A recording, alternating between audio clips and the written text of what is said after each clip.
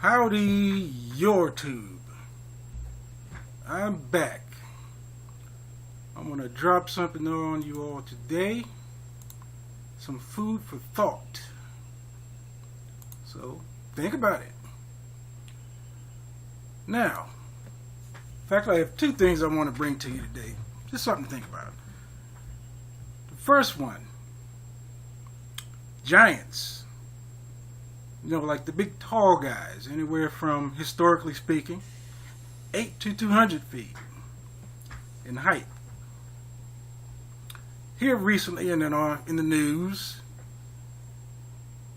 leaked sources, whistleblowers, they've been saying the giants are back. They're waking up.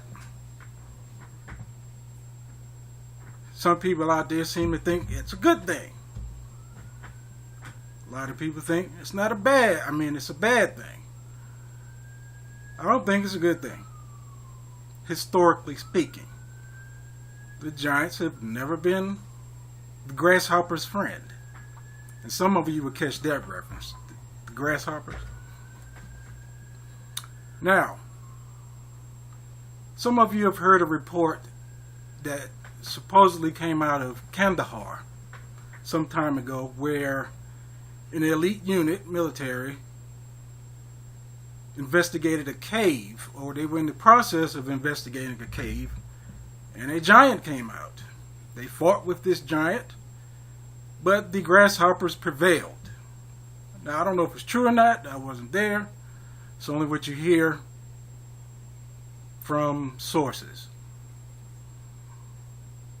But I'm beginning to believe that it may be true that the giants are returning. Just like what's going on down in the Antarctic. Giants there. There's even a reference in Native American culture. They called them the cloud eaters. So you can imagine how tall these creatures were. Now, there's even been references in art throughout history where they have had to kill some giants. Now, this brings me to Moab, the mother of all bombs, as it is so interestingly called. When I heard the word Moab, a light bulb went off immediately. Moabites. You got to remember, the system, the governmental system in place, they like to use these little catchy names to tell you what's going on. For those that are awake, figure it out quickly. For those that are asleep, you just remain asleep. Remember back during the Bush era, shock and awe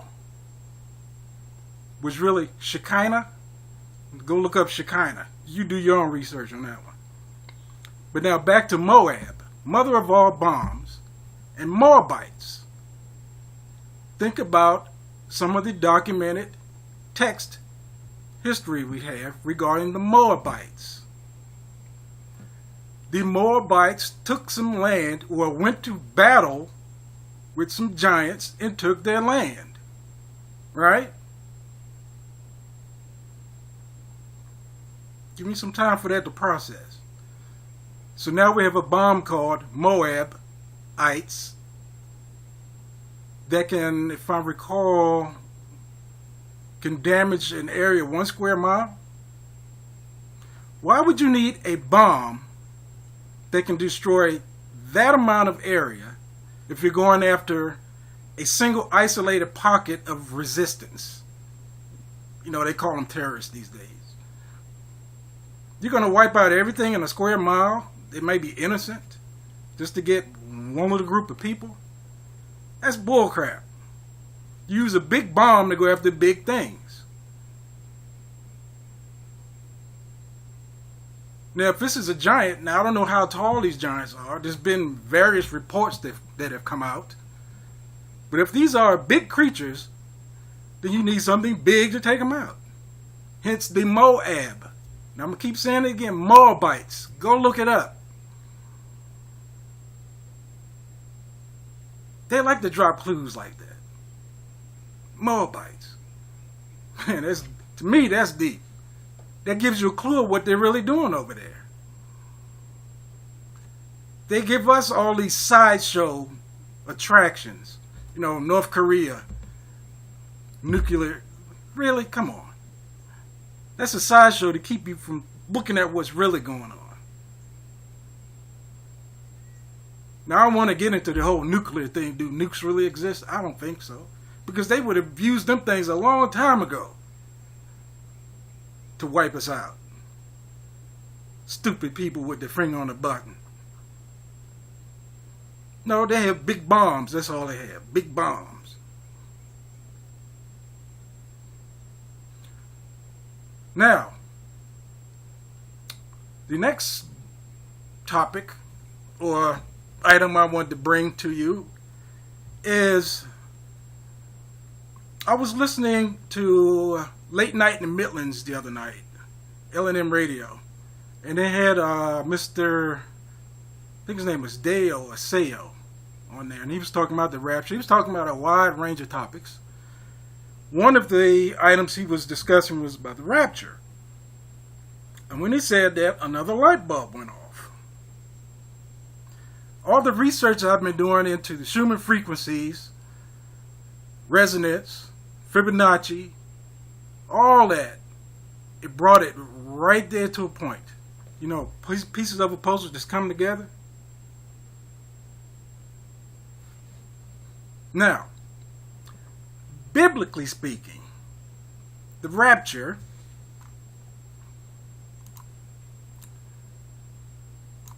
here we go. Now, where is it? Now, mind you, before I go into that, the term rapture, and I'm going to put this text up on the screen as well so you can read it.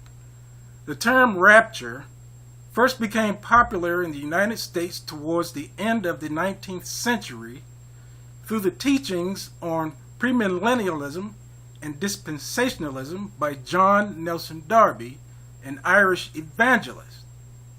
The rapture theory continued to grow in popularity among evangelicals, largely due to a preacher named William Eugene Blackstone. See, the word rapture doesn't even appear in the Bible. It does now because of mistranslations, people's opinions, what have you.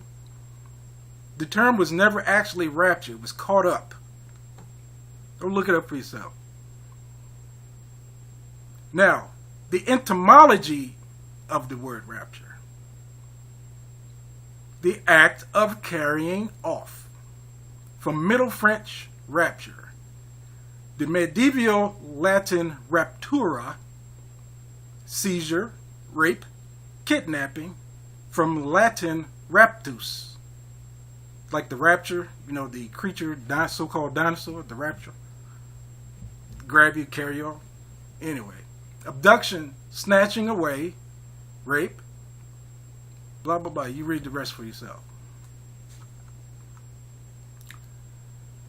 Rapture in the dictionary, dictionary.com. Ecstatic joy or delight. Joyful ecstasy. An utterance or expression of ecstatic delight. The carrying of a person to another place or sphere of existence. How about that? You know, keep that one in mind. I'm not going to read the rest. You can read the rest for yourself. Now, back to the rapture, which many don't think is going to occur. But that's why I say this light bulb went off. Yes, it is. It's my opinion. Yes, it is. But for those of you that have been researching consciousness, awareness, pineal, frequencies, etc., etc., etc., vibrational shifting of our consciousness, there's your rapture. It's actually the same thing. Do I need to read it again? the carrying of a person to another place or sphere of existence. So when the sun does its thing, and we go through this vibrational shift, we're going to another sphere of existence. There's your rapture. There's your end time rapture, people. Some of you look at it from a Christian perspective. Some of you have other perspectives in the religious dogma. But nonetheless, it's the same thing. Consciousness rapture. Whatever's going to come in the sky, be it solar vibration or a being's going to appear in the sky and say, okay, everybody, let's go. At that time, according to Christian dogma, you will be transformed, transfigured from a body of flesh to one of what? You got it? It's still a frequency change, a shift. That's it in a nutshell. But you all believe what you want to believe. But I always urge you all to do your own research. Whatever conclusions you draw, well, let them fit where you are.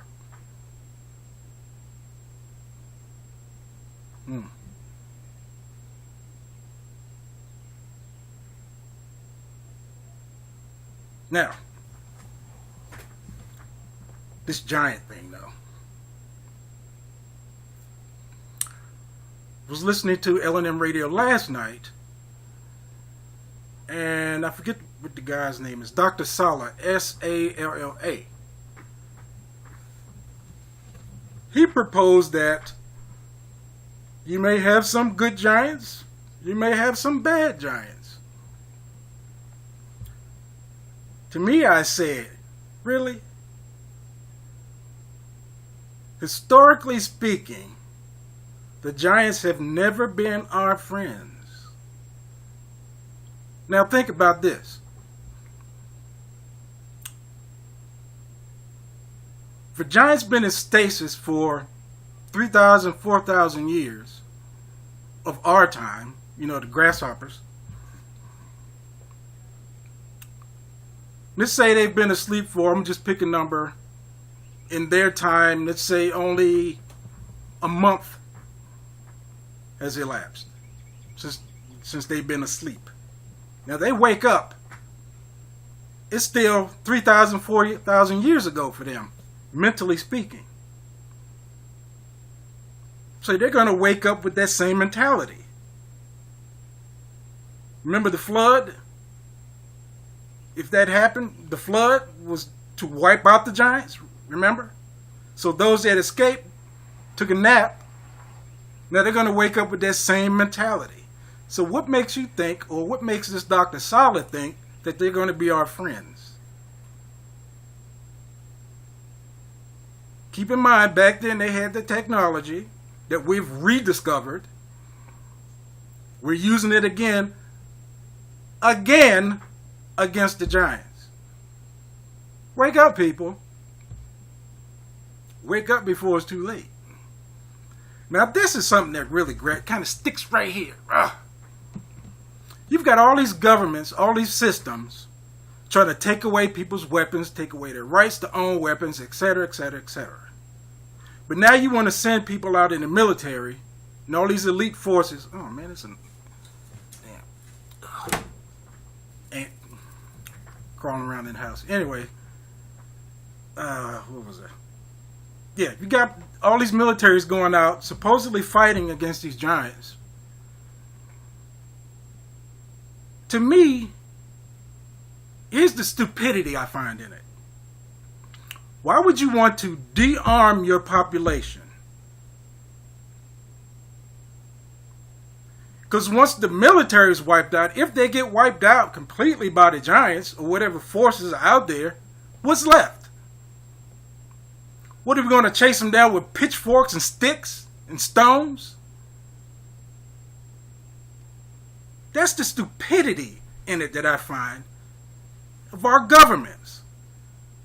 if they are indeed fighting forces that are here to destroy us, you would think you would want everybody armed to the damn teeth and on your side.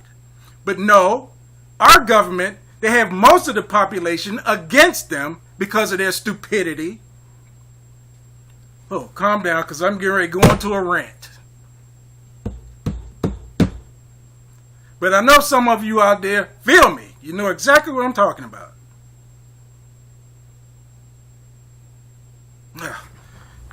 Anyway, I want just to be a short video covering the consciousness shift, the rapture, and the Moab, the mechanical Moabite.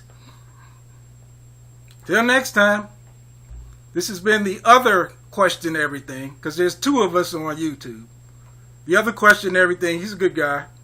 He's English. He's a Brit. He's a good guy.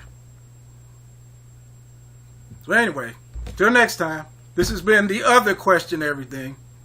See ya.